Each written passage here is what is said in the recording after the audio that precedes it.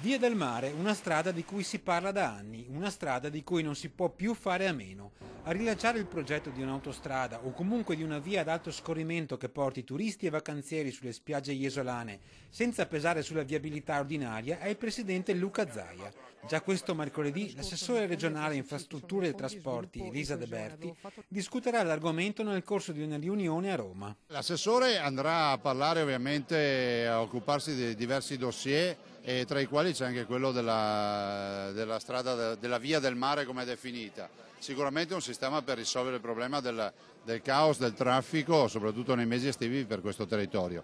Al momento siamo in stallo per dei fatti giuridici e formali, cercheremo di capire se questa è un'infrastruttura che si può sbloccare oppure no. Il vecchio progetto della Via del Mare, con raccordo sul casello A4 di Meolo, era stato archiviato dopo essere inciampato su un progetto di finanza inadatto e annullato.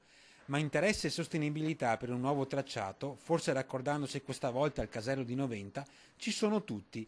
Basta guardare le code chilometriche che si formano ogni estate in direzione del mare. Quest'opera, che costa circa 200 milioni di euro, realizzata interamente dai privati senza nessun contributo pubblico, con i flussi di traffico, con quello che oggi il turismo è nel Veneto, ha una piena sostenibilità e quindi costerebbe zero alle casse della regione e riuscirebbe a dare quell'infrastruttura che da ormai un secolo.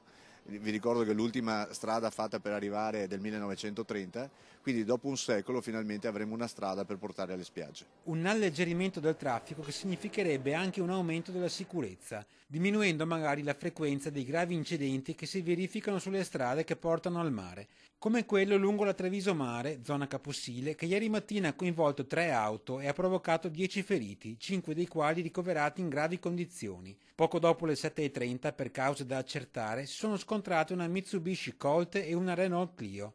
Violentissimo l'impatto, con carambola e rovesciamento di uno dei mezzi sull'altro, ed un terzo, una Volvo, finito nel fossato.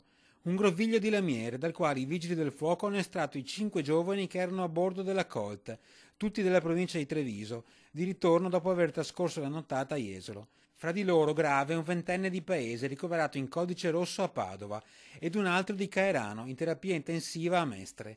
Nella Clio viaggiavano una donna vicentina 35enne, in prognosi riservata al Caffoncello di Treviso, la sorella ed un bambino di 11 anni che ha riportato diverse fratture.